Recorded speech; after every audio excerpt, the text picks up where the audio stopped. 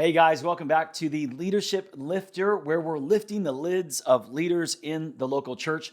I'm your host, Jason Hanish, and today we're going to be talking about the 7 factors that influence your culture. If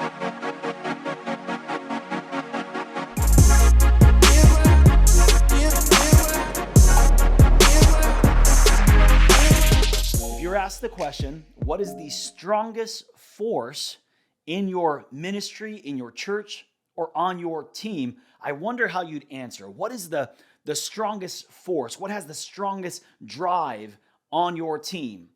I'm here to tell you today that the strongest force in your church or on your team is not the vision, and it's not the strategy. The strongest force is the culture on your team. It's the culture that actually is holding everything else together. Culture is the strongest force in the organization. The best way to understand culture is by this statement: this is how we do things around here. Like if I was to go into your church and ask some of your leaders or your team members, hey, why do we do that? And that being that program, that tradition, that meeting, that practice, that use of terminology, whatever it would be, I probably get a number of reasons why you do that. But beneath all of that would probably be among the answers, an answer that is something like this: that's just the way we do it around here. And that is the simplest definition of culture. It's just the way we do things around here. Unfortunately, there are few churches that create culture on purpose. There are few churches that actually have a culture because of intentionality. Their culture is accidental, not intentional. They're drifting into it rather than leading it, but it doesn't have to be that way. Culture is not created accidentally. You may have drifted. Every church and every team has a culture, but it was either created accidentally or intentionally.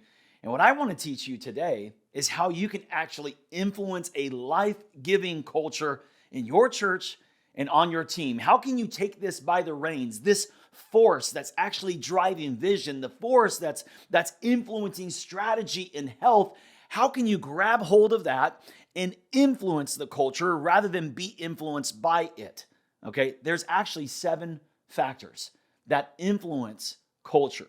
And you as a leader, if you know these, I believe after watching today's podcast and listening today, you can actually take hold of every one of these and be intentional about how you are influencing the culture in your church and on your team. I have 7 of them for you, and I would like for you to think of them as working from outwards in this.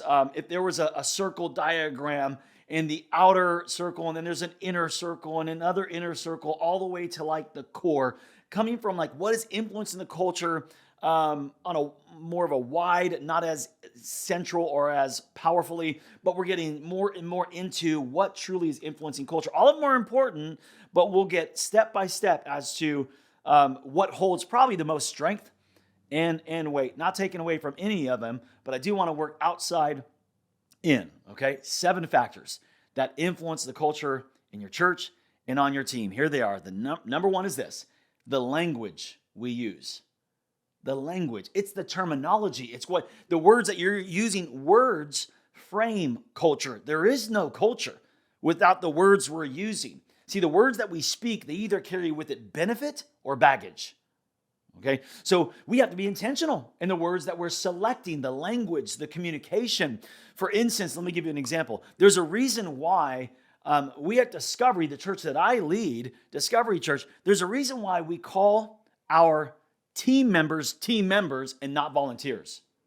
That's intentional. We intentionally do not use language volunteer and use language team member. And I bet you can understand why, because that language, when you hear volunteer, it draws with it images and understanding and connotation that we don't want associated with our team. We're not just giving of our time. We're not volunteering our time. No, we are a part of something bigger. We are on a team together to make a difference. I'm just not volunteering here from the outside coming in. I'm a member of this team to make a difference. That's intentional. Another intentional language we don't use, is sanctuary. We call it a worship center. Some people call it an auditorium, even, to get away from the connotation, the imagination, the invoking of thoughts and ideas with language of sanctuary. Now, there's nothing wrong. Don't get me wrong. Like, there's nothing wrong with that word. It's a very beautiful word.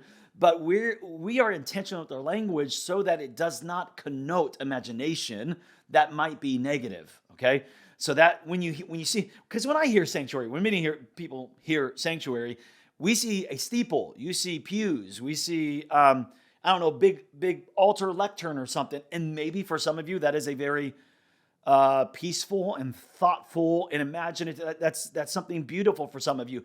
But for many others who have not been a part of that experience, it's not that. It connotes religion, structure. And that's not what we want people to think about when entering into worship. We want to call it for what it is, a worship center. Every word conjures a different emotional reaction. Some are life-giving and others are just defeating. And each is different for every person. But here's what you need to know, leader. Your language is creating culture. So watch what you say. Be very careful and intentional with what you say when you're in your meeting, when you're in your huddle, when you're serving together, when you're around your team. I would be very intentional in the kind of words I'm using and the words I am not using. Why? Because they're influencing your culture. Is it life-giving or is it defeating? Is it bringing up images and vision of hope and faith, or is it bringing up something else for someone else? Okay, that's number one, the language you use. Number two is the stories we tell. We're storytellers by nature. We remember the stories that we're told, not the facts all the time. And we'll when we want to influence the culture, I have to be very intentional about the kinds of stories I'm telling. Here's why. If you don't tell the right stories, the wrong stories will get told in their place. It's just a fact. We're storytellers, but it's also a fact that negative news spreads faster than good news. So if you're not intentional with spreading the right stories, telling the right stories, that, by the way, are intentionally influencing your culture. A story that attaches to your vision, attaches to your values, attaches to who you are or who you want to be. And you tell a story of what God did that connects to that, and you connected to that. That's going to influence. Because if not, I'm telling you, the gossip, the division, the negative stuff, the critical stuff, it's going to take its place. You have to drown out the dark with the light. So how do we influence that culture? Then, not only the language we're using, but the stories I'm telling. We do this before every meeting here at Discovery.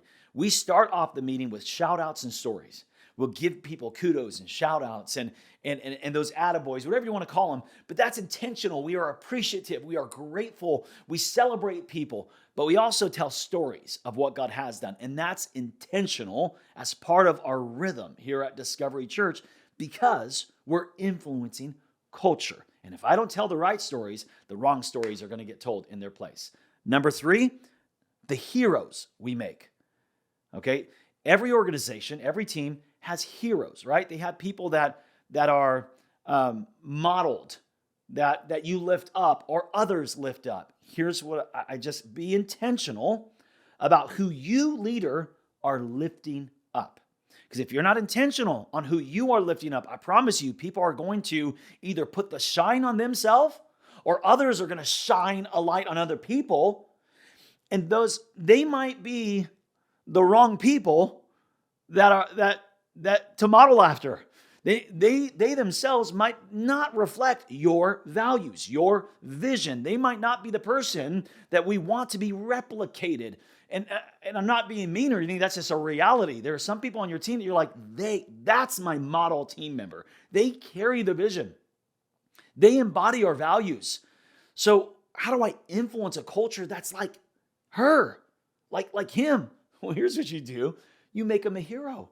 You in front of everybody and to them, you celebrate them, you appreciate them, and say, see what so-and-so did. You see what she did. I saw, and when I walked by, and what you said to that person is exactly why. Here at this church, we believe, thank you so much for, now what I'm doing is I'm creating a hero here for people to go, oh, that's what it means to win, okay? So we intentionally create heroes, and we have a rhythm of creating heroes, not just like, in meetings, but, or in walking around, but even in our meetings that we have, we give gift cards and we call them heroes. Hey, here's a hero and here's why they're a hero, and give them a gift card, okay? The language we use, the stories we tell, the heroes we make. Number 4, the things we celebrate. Hey, leader, whatever you're celebrating is getting repeated. What gets celebrated gets repeated. So whatever you want done again and continue to be done. Celebrate that behavior, attitude, action, practice, whatever that is. Celebrate that publicly to that person, because this is how you influence culture. I'm celebrating, I'm bringing value and appreciation and affirmation to that which embodies vision, values, and by me celebrating it, I'm influencing the culture, the vehicle that value or vision is going to be carried out. So don't just let things happen that are done well and give a quiet attaboy or go without even appreciating it. You leaders should be walking around with your head on a swivel on what you can celebrate, what you can recognize, how you can appreciate people. Every time you're around your team, that should be something you are looking for. You are scouting, who can I appreciate?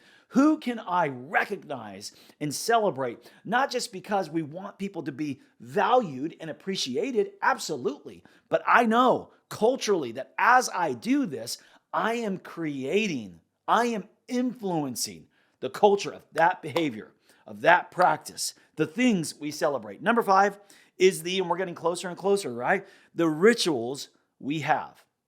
Now, what does that mean? Like the rituals we have. I'm talking about the traditions, the rhythms, maybe we call it here at Discovery. We don't call them rituals, we call them rhythms. They're the routines that you normalize. What are those routine things that we normalize? It could be the consistency of your meetings. You know why? Because we value here clarity, communication, and teamwork. So we're going to meet together and collaborate. Okay, we value feedback here at Discovery Church. So we are going to have, as part of our rhythm of serving, a time that we, after serving, talk about hots and nots. Okay, maybe that's a hot nut is just a huddle. It's a quick huddle here at Discovery. We do a quick huddle after a service, an experience, an outreach, and we ask, hey, what was hot? What went well? What did we do that was great, man? And then we ask, what was not? What can we actually improve on, you guys? What did you see from your perspective? Because we're always growing. We want to get better. And our leaders communicate that and invite feedback in. That is a routine, a rhythm, a ritual that influences a particular culture. In that case, a culture of feedback and a culture of celebration. What are the hots in celebrating? Okay. So what are those traditions? What are those things you just do routinely? Even like we do 21 days of prayer and fasting every January and every August. It's a routine rhythm that we do. We practice it. Why? Because we value prayer and fasting. We value closeness to God. And so we're going to create a routine people can expect every year that this is what we do as a church, and it influences a particular culture that we have.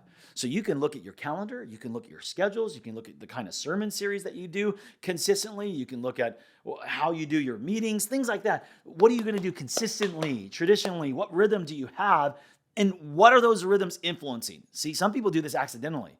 You have rhythms, but it's actually not influencing with some of the rhythms you have and routines and rituals you have. It's not influencing the culture you even want. It's not helping you accomplish the vision and not representing your values. So let's be intentional with those rhythms and rituals we have. Number 6, how do we influence culture? The things we tolerate. The things that we tolerate. You cannot change what you're willing to tolerate.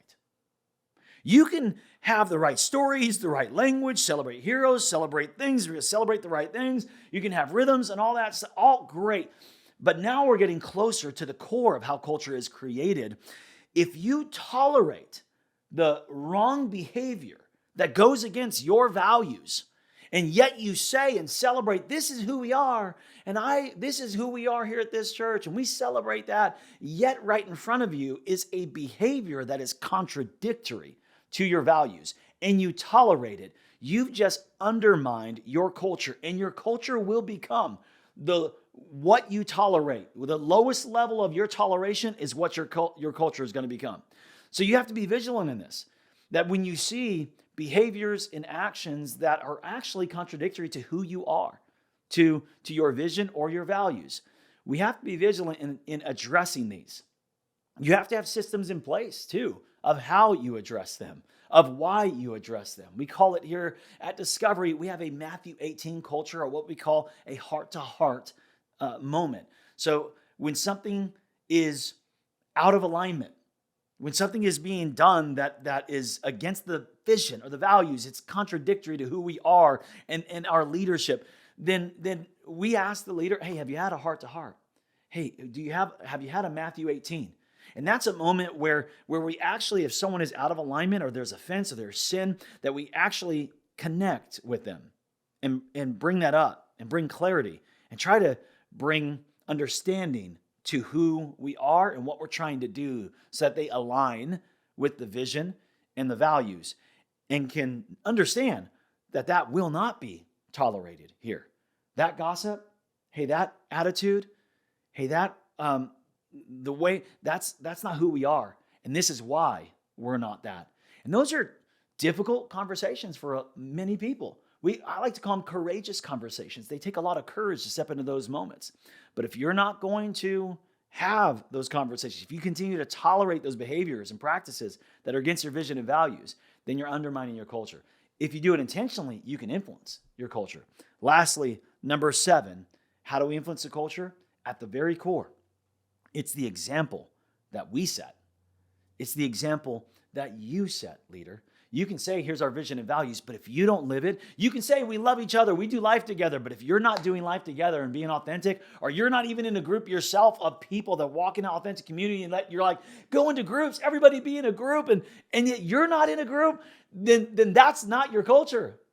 It's not. It's you need to set the example. You can shout the vision from the rooftops and deliver your core values with inspiring speeches, yet still develop a culture disconnected from those aspirations. How? By behaving in ways that are inconsistent with what you say. So the example that you set at the heart of influencing culture, you, leader, are the primary person that is going to model the culture that you desire. 7 factors, let me give you again, that influence the culture. The language we use, the stories we tell, the heroes we make, the things we celebrate, the rituals we have, the things we tolerate, and the examples we set. Don't drift into your culture. Don't accidentally have a culture. Be intentional and lead your culture.